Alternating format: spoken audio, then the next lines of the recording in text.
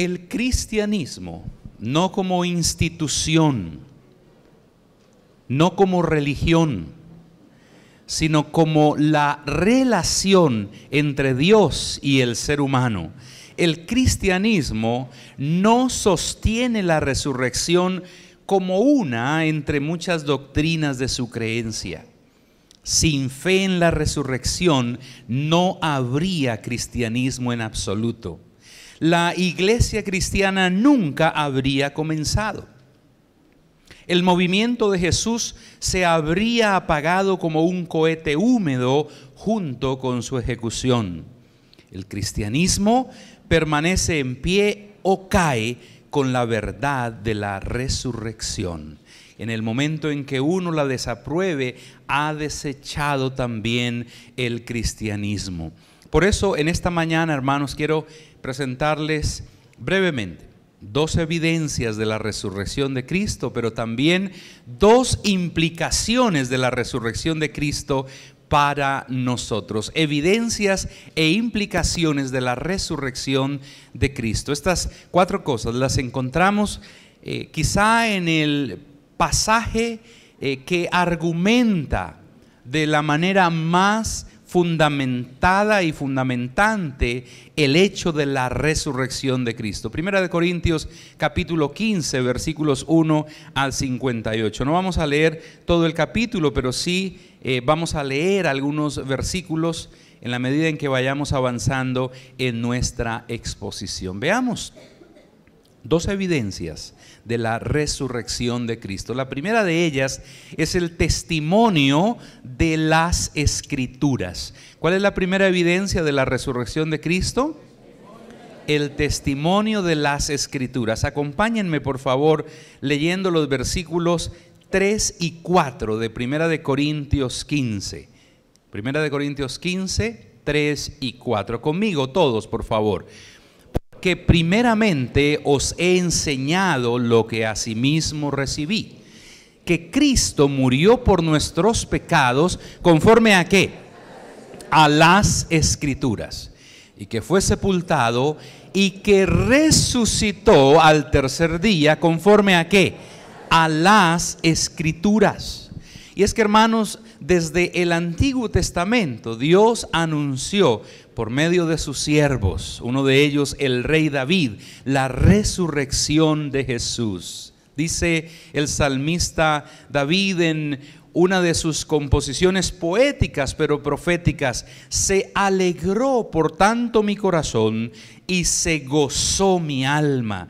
Mi carne también reposará confiadamente, porque no dejarás mi alma en el Seol, es decir, en el sepulcro, en la tumba, ni permitirás que tu santo vea corrupción. Evidentemente, esta es una referencia a la resurrección de Cristo. El día de Pentecostés, cuando el apóstol Pedro predica su primer sermón, hace alusión a este salmo y a la resurrección de Cristo como cumplimiento de ese avance profético. Pero los evangelios igualmente registran más de 15 ocasiones en que el Señor Jesucristo mismo predijo su resurrección. Solamente voy a citar una de esas 15 referencias.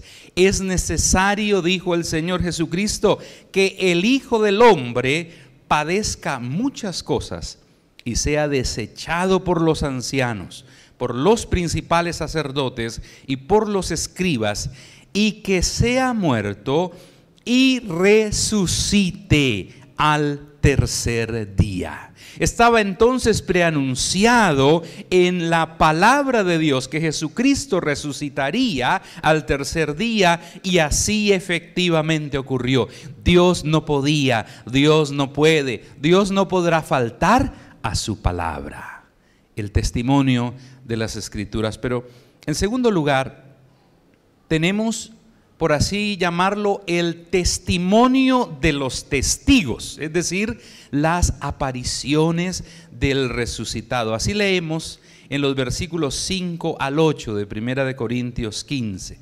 Primera Corintios 15, 5 al 8. Y que apareció a Cefas. ¿Quién es este Cefas? Es el mismo apóstol Pedro, y después a los 12. Después apareció a más de ¿cuántos?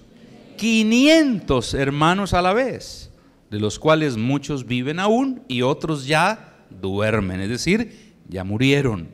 Después apareció a Jacobo, después a todos los apóstoles, y al último de todos, como a un abortivo, me apareció a mí. En relación con este hecho, ha escrito un erudito bíblico diciendo: piense en el número de testigos. ¿Cuántos?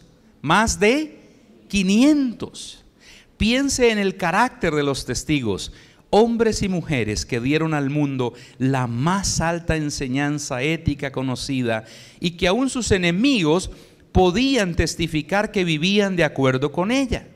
Piensa en el absurdo de describir un pequeño grupo de cobardes derrotados en una compañía que persecuciones de ninguna clase podían silenciar, y luego intentar atribuir este dramático cambio a nada más consciente que una miserable invención que ellos estaban tratando de introducir en el mundo.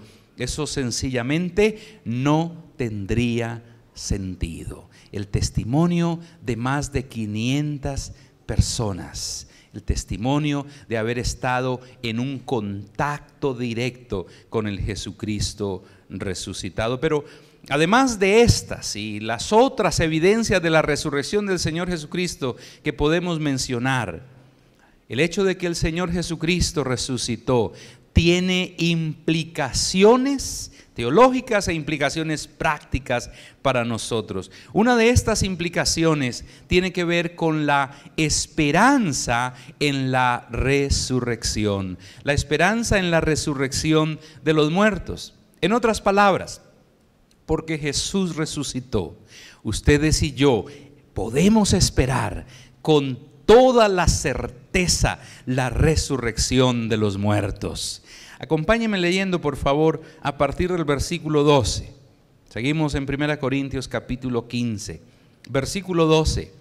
Pero si se predica de Cristo que resucitó de los muertos, ¿cómo dicen algunos entre vosotros que no hay resurrección de muertos? Bueno, y como seguramente recordamos la mayoría aquí, el apóstol Pablo escribe este capítulo precisamente para responder a aquellos que estaban pensando y que estaban enseñando que Jesús no había resucitado y que por ende entonces no había resurrección de muertos. Versículo 13.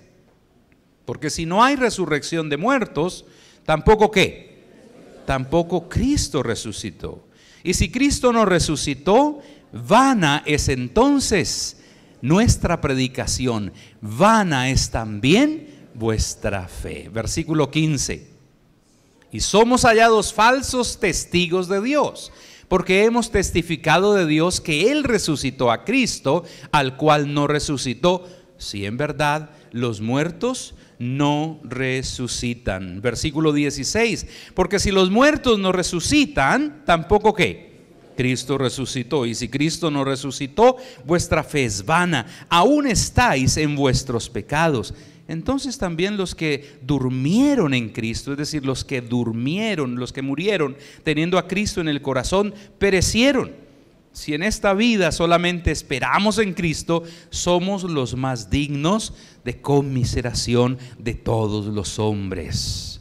Más, conmigo todos en voz alta, por favor, versículos 20 y 22. Mas ahora Cristo ha resucitado de los muertos, primicias de los que durmieron es hecho, porque por cuanto la muerte entró por un hombre, también por un hombre la resurrección de los muertos. Porque así como en Adán todos mueren, también en Cristo todos serán vivificados. Así que, hermanos, la resurrección de Cristo es el más firme fundamento de nuestra esperanza en la resurrección de los muertos. Es también un adelanto, las primicias, las arras de esa resurrección final. La resurrección de Cristo, por así decirlo, es la garantía adelantada de nuestra resurrección. Esto es lo que significa la expresión primogénito de entre los muertos. El Señor Jesucristo fue el primero que resucitó de entre los muertos para no volver a morir jamás. Las personas que Él resucitó, como Lázaro, como la hija de Jairo, volvieron a morir. Él resucitó para no volver a morir jamás. Por eso Él es el primogénito de entre los muertos. Y el hecho de que Jesús sea el primogénito de entre los muertos es la garantía de que como Él resucitó, así también seremos resucitados nosotros, sus hermanos. El hecho de que Jesús sea las primicias de la resurrección nos asegura que habrá después una cosecha final y que los frutos serán como las primicias. La resurrección de Cristo es pues la más poderosa evidencia, la más poderosa garantía, la más poderosa esperanza de la resurrección de los muertos. Al morir en la cruz y al resucitar de entre los muertos, Jesucristo mató a la muerte, le quitó su aguijón. De ahí la pregunta del apóstol a la muerte: ¿dónde está, oh muerte, tu aguijón? ¿Dónde, oh sepulcro, tu victoria? La muerte perdió su aguijón al picar a Jesucristo en la cruz. Por eso podemos estar seguros, hermanos, de que los muertos resucitarán. Y esa resurrección de los muertos ocurrirá en la segunda venida de Cristo. Cuando Cristo venga por segunda vez, los muertos en Cristo, como dice la Biblia, es decir, aquellos que murieron teniendo a Cristo en su corazón y la seguridad de la vida eterna, resucitarán primero. Y los verdaderos cristianos, aquellos que estemos vivos para ese evento, dice la Biblia que seremos transformados en un abrir y cerrar de ojos, y los unos y los otros viviremos eternamente en la presencia del Señor. ¿Está usted listo para ese momento? Esa es una de las implicaciones más poderosas de la resurrección de Cristo, la esperanza de la resurrección de los muertos. Pero porque Cristo resucitó, hay también una implicación práctica, una implicación que tiene que ver con el cumplimiento de la misión que el Señor nos ha encomendado. Porque Jesús resucitó, entonces nosotros, ustedes y yo, la iglesia del Señor, podemos cumplir hoy la misión que Él nos encomendó en el poder del Cristo resucitado y vivo. Por medio del apóstol Pablo, Dios nos llama hoy, con base en la absoluta certeza de que Cristo resucitó, a que cumplamos esa misión con firmeza y constancia. Así concluye el capítulo 15 de Primera Corintios. Vamos a leer juntos el versículo 58, por favor, todos en voz alta. Así que, hermanos míos amados, estad firmes y constantes, creciendo en la obra del Señor siempre, sabiendo que vuestro trabajo en el Señor no es en vano. El capítulo comienza hablando de la resurrección, pero termina hablando de nuestra misión, porque la resurrección de Cristo es la base, el fundamento de nuestra misión como iglesia. Estad firmes y constantes. Este, mis hermanos, es un mandamiento, es una orden, pero es también una acción permanente. Estad y seguid estando firmes y constantes. Esta firmeza aquí describe no solamente una posición física, sino una actitud frente a la vida. Se trata de mantenerse erguido frente a las tentaciones y a las pruebas. Esas tentaciones pueden ser herejías como las que los creyentes corintios estaban enfrentando.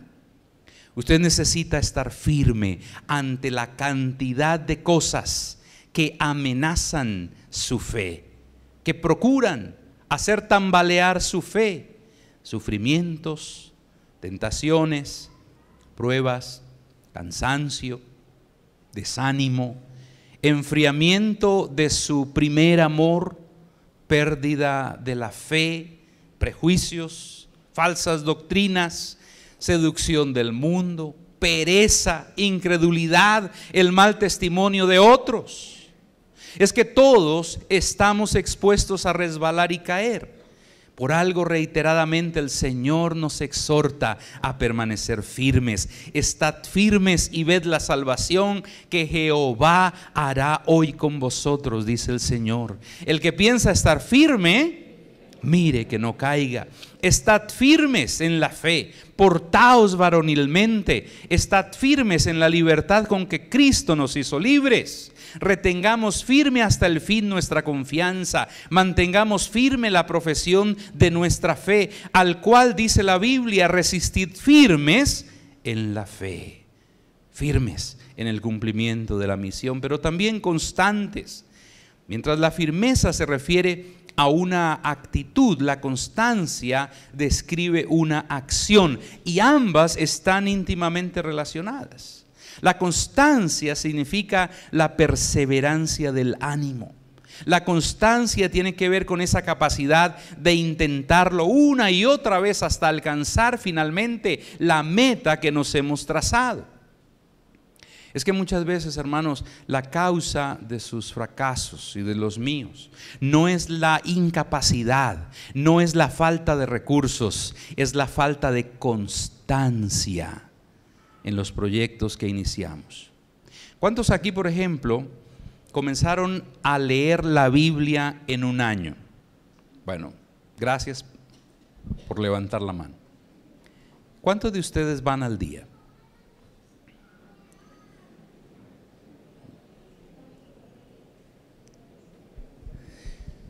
¿Cuántos aquí comenzaron el año con un plan de ejercicios, una dieta estricta para bajar de peso? Gracias por levantar la mano. ¿Cuántos de ustedes continúan? ¿Cuántos de ustedes le prometieron al Señor diezmar y ofrendar fiel y generosamente este año? ¿Cuántos continúan haciéndolo? ¿Cuántos comenzaron expresándole su amor, su afirmación a su esposa, a su esposo, a sus hijos, con palabras de edificación? ¿Cuántos continúan haciéndolo? ¿O regresaron a las mismas maledicencias de antes? ¿Cuántos comenzaron a orar por los pastores y líderes de la iglesia? ¿Cuántos continúan haciéndolo? ¿Cuántos de ustedes se comprometieron a ganar y a discipular por lo menos una persona este año? ¿Cuántos siguen firmes y constantes en el cumplimiento de esa promesa? ¿Cuántos líderes de grupos familiares? A ellos sí les voy a pedir que levanten su mano, por favor. Líderes de grupos familiares. ¿Cuántos maestros de educación cristiana? Si hay alguien aquí, levante su mano. ¿Cuántos de ustedes continúan con el mismo ánimo en el desempeño de sus funciones?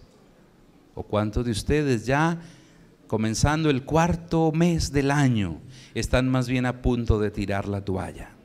Uno de los dichos de la sabiduría popular dice que la constancia vence.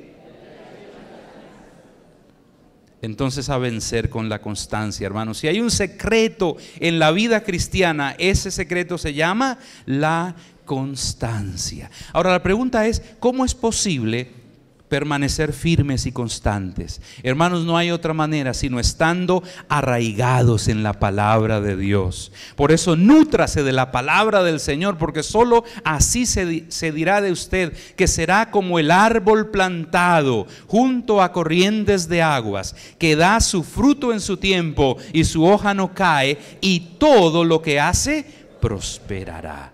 Solamente si usted se nutre de la palabra del Señor, firmes y constantes, pero también creciendo. El crecimiento es connatural a la vida. Todos los seres vivos, aprendimos en la escuela, nacen, crecen, se reproducen y mueren. Todo lo que tiene vida crece. Y es igual en el plano espiritual. Se espera que usted, que ha nacido espiritualmente, crezca y crezca hasta multiplicarse. Sin embargo, Una de las cosas que estanca el crecimiento es el prestar oídos a doctrinas de demonios como las que los corintios estaban escuchando, que Jesús realmente no había resucitado y por ende tampoco los muertos resucitan. Y a los que predicaban y prestaban atención a dicha herejía, el apóstol Pablo, enardecido y en forma irónica, les dice: pues si los muertos no resucitan, entonces comamos y bebamos, que mañana moriremos. O como lo diríamos en buen colombiano criollo, apaguemos y vámonos. Pero nos advierte a ellos y a nosotros: no erréis. Las malas conversaciones que hacen corrompen las buenas costumbres. No prestemos oído, hermanos, a aquello que debilite nuestra fe. Abramos nuestros oídos y nuestro corazón solamente a aquellas cosas que nos edifican. Porque cuando se sacan de la fe enseñanzas fundamentales de la palabra de Dios, como la divina inspiración de la Biblia, la doctrina de la Trinidad, la deidad o divinidad de Jesús, la universalidad del pecado, la suficiencia del sacrificio de Cristo, la persona y la obra del Espíritu Santo, la salvación por gracia, la segunda venida de Cristo, la doctrina de la santidad y otras, automáticamente entonces el crecimiento se detiene. De ahí la exhortación de parte del Señor para nosotros hoy: creced, creced. Ese crecimiento debe ser integral, debe ser un crecimiento intelectual, social, espiritual. Ese crecimiento debe ser en relación con la obra del Señor. Creced en la obra del Señor. Ahora, ¿cuál es la obra del Señor? Para decirlo de una manera bien sencilla, la obra del Señor es el propósito para el cual Él le creó y le salvó. Crecer en la obra del Señor, entonces, no es crecer en cantidad de actividades, es crecer en calidad de vida, es madurar en medio de la realización de esas actividades. Porque si usted hace muchas cosas para el Señor, pero termina quemándose o quemando a otros, usted no está creciendo en la obra del Señor, usted se está quemando en la obra del Señor. La persona para quien el trabajo se convierte en una carga no está creciendo. El crecimiento se muestra por el deleite que se experimenta en la ejecución de ese trabajo. Ese crecimiento debe ser entonces en la obra del Señor, pero ese crecimiento debe ser permanente. Dice, creciendo en la obra del Señor, ¿cuándo? Siempre. El crecimiento espiritual, contrario al natural, nunca se detiene. A nivel natural llega un punto en el que el crecimiento se torna en decrecimiento. Pero espiritualmente hablando, el crecimiento no puede, no debe parar, ni siquiera con la edad. Hermanos, los adultos mayores, la vejez es una buena etapa para seguir creciendo. Tenemos un ejemplo en nuestro pastor Héctor, a sus 82 años todavía cumpliendo el ministerio con la vitalidad que el Señor le da. Dice Miguel Ángel Cornejo, hay personas que mueren a los 40, aunque las entierran a los 60.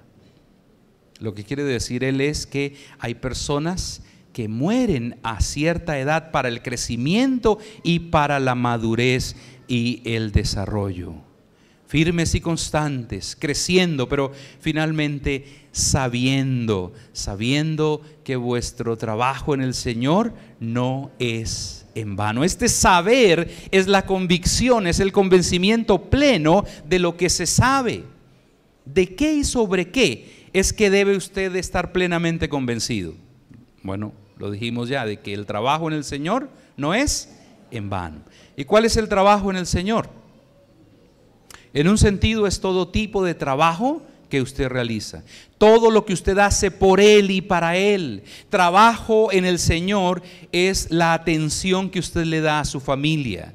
Trabajo en el Señor es el trabajo que usted desempeña en la fábrica y en la oficina. Hay sin embargo una clase de trabajo en particular que es trabajo en el Señor, y es el que usted realiza en el cumplimiento de la misión de la iglesia. Es su participación activa en la iglesia que es el instrumento por excelencia que Dios usa para su obra aquí en la tierra. Trabajo en el Señor es su obra como líder de un grupo familiar, o como miembro del grupo de alabanza, o como maestro de educación cristiana, cuando usted discipula a un recién convertido, cuando barre el piso, cuando limpia las sillas, cuando como ujier da la bienvenida, o cuida los carros. Usted está haciendo obra del Señor. Crecer en la obra del Señor en relación con la iglesia quiere decir entonces ocupar el lugar en el cual Dios le ha ubicado, así como cada miembro ocupa su lugar en el cuerpo. Es servir con el don, con el ministerio que el Señor le ha regalado. ¿Y qué es lo que usted debe saber entonces? Que su trabajo en el Señor no es en vano, no es inútil, no es infructuoso, no es sin fundamento. Esto es lo que estaban pensando y sintiendo algunos de los creyentes corintios que estaban prestando oído a la herejía de que Cristo no había resucitado. Esa falsa enseñanza los estaba desanimando en su trabajo para el Señor. De ahí la exhortación del Señor por medio del apóstol Pablo: ni vuestra fe ni vuestro trabajo son en vano. Quizás usted no dude de la resurrección de Jesús. ¿Cuántos creen que Jesucristo resucitó? No dudamos de su resurrección. Pero muchas veces quizás su trabajo en el Señor sí le ha parecido en vano. Y usted ha pensado que está arando en el mar, que los hermanos de su grupo familiar no están comprometidos con la evangelización, con el discipulado, ni siquiera con la asistencia y participación en las reuniones. Tal vez usted no ha visto ningún avance en las personas que está discipulando, o en su esposo, o en sus hijos, por quienes lleva orando años. Usted ha sentido quizás que la lectura de la Biblia, que el tiempo invertido en la oración están siendo infructuosos, que su fidelidad en la entrega de los diezmos, que su consagración al Señor no han sido recompensados. Es posible que nadie haya llegado para hacerle un reconocimiento público de su trabajo. Bueno, la palabra de parte del Señor para usted en este día es: no se desanime, porque el trabajo en el Señor no es en vano. Si usted ha estado sembrando la palabra del Señor, ella no volverá a Él vacía. Esa palabra está dando y dará su fruto. Quizás no en su tiempo, pero sí en el tiempo de Él. Usted puede estar convencido de todo esto, porque el Señor Jesucristo resucitó. Porque Él resucitó, entonces podemos y debemos cumplir nuestra misión, firmes y constantes, creciendo en la obra del Señor siempre, sabiendo que el trabajo en el Señor no es en vano. Como cantamos: porque Él vive, triunfaré mañana. Porque Él vive, ya no hay temor. Porque yo sé que el futuro es suyo, la vida vale más y más, solo por Él, el Cristo resucitado y vivo, a quien amamos, a quien adoramos, a quien seguimos, a quien servimos, cumpliendo la misión que Él nos ha encomendado.